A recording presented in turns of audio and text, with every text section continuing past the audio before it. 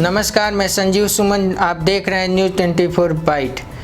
जब बिहार विधानसभा चुनाव 2020 की शुरुआत हुई तो सत्ता पक्ष और विपक्ष एक सुर में एक ही नारा दिया, विकास विकास विकास।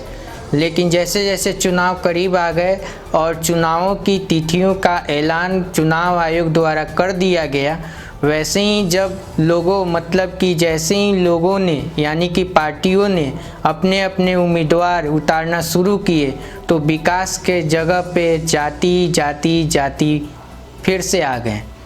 मेरे कहने का मतलब ये है कि दोनों ही पार्टियों दोनों ही गठबंधनों ने फिर से जातियों का खेल शुरू कर दिया है।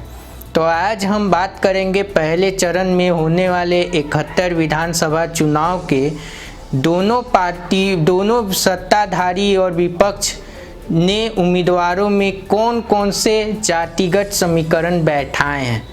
तो शुरुआत हम करते हैं महागठबंधन और बिहार के मुख्य विपक्षी पार्टियों के द्वारा। तो शुरुआत करते हैं महागठबंधन में मुख्य विपक्षी पार्टी राजद आपको पता है कि पहले चरण में 42 सीटों पर चुनाव लड़ रहे हैं। तो 42 सीटों पर चुनाव लड़ने में उन्होंने दो काम बहुत ही महत्वपूर्ण किया है।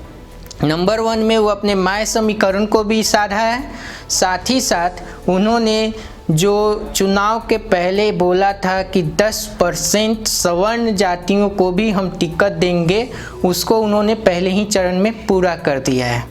कहने का मतलब ये है कि इस बार महागठबंधन की मुख्य विपक्षी पार्टी राजद ने A to Z यानी कि सभी जातियों को एक साथ लेकर चलने की कोशिश की है। तो चलिए मैं अब आपको बताता हूँ कि उन्होंने क्या क्या जातिगत समीकरण बैठाए हैं। तो जैसे कि मैंने आपको बताया कि उन्होंने 10% टिकट सवर्णों को दिए हैं, जिसका उन्होंने पहले ही चरण में पूरा कर दिया है। उसमें क्या किया है कि सवर्णों को उन्होंने 4 टिकट दिया है, जिसमें से 2 राजपूत, 1 ब्राह्मण और 1 भूमिहार है। भूमिहार सीट उन्होंने मोकामा के बाहुबली छोटे सरकार अनंत सिंह को दिए हैं। अब मैं आपको और सभी जातियों के बारे में विस्तृत बताता हूं। तो उन्होंने यादव 19 सीटें यादव को दिए हैं, एससी को उन्होंने 8 सीटें दिए हैं, सवर्ण को उन्होंने 4 सीटें दिए हैं, अति पिछड़ा को 3 सीटें दिए हैं, वैश्य को 2 सीटें दिए हैं, कुशवाहा को 2 सीटें दिए हैं और मुसलमान को 3 सीटें दिए हैं।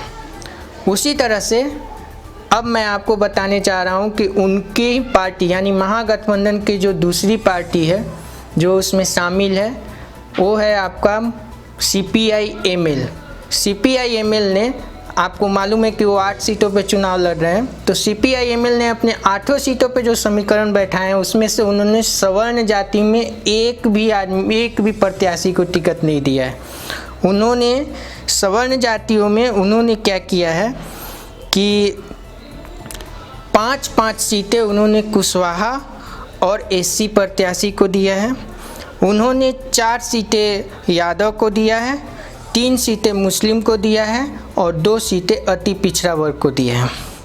उसके बाद उसी में शामिल भाकपा ने 6 में से 2-2 सीट भूमिहार और यादव को दिया है, 1 एससी को दिया है और 1 अति पिछड़ा को दिया है।